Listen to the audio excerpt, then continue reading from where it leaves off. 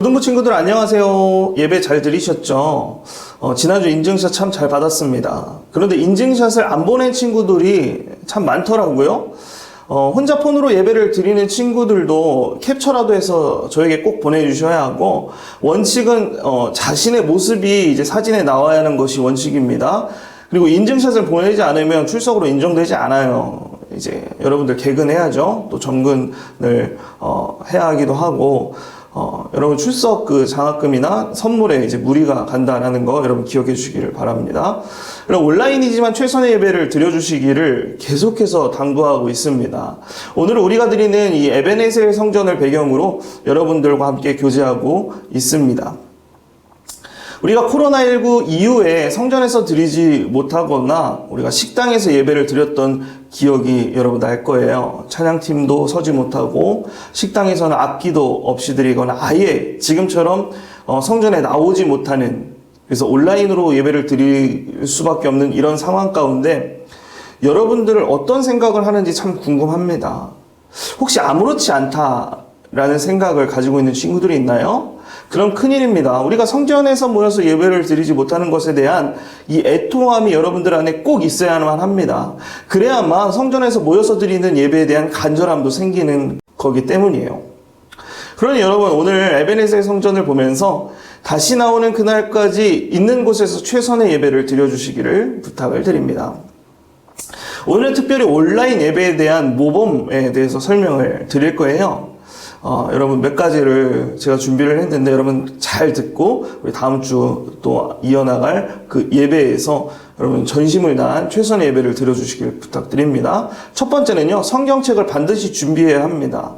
성경책 없이 그냥 핸드폰만 달랑 틀어놓고 예배를 드리시지는 않나요?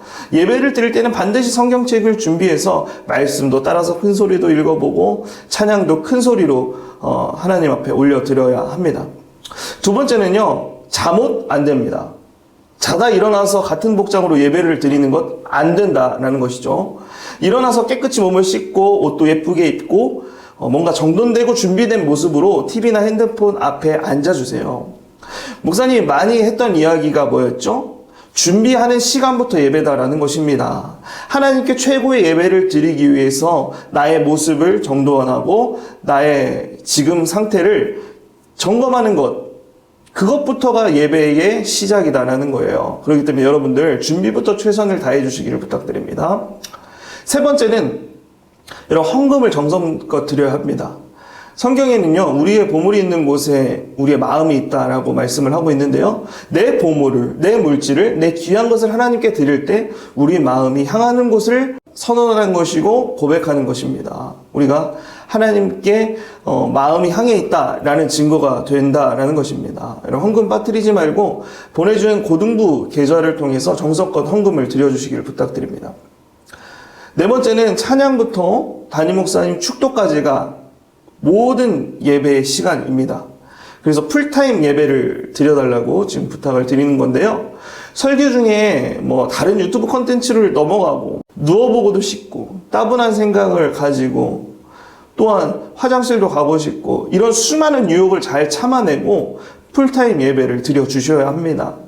온라인 예배가 이 부분이 참 힘들 거예요. 여러분 성전에서 나왔을 때는 주고 나서 하나 앉아 있어야 되고 선생님들 눈치 보고 목사님들 눈치 봐서 잘 움직이거나 뭐 핸드폰 하기도 참 어려운 부분이 있었을 거예요.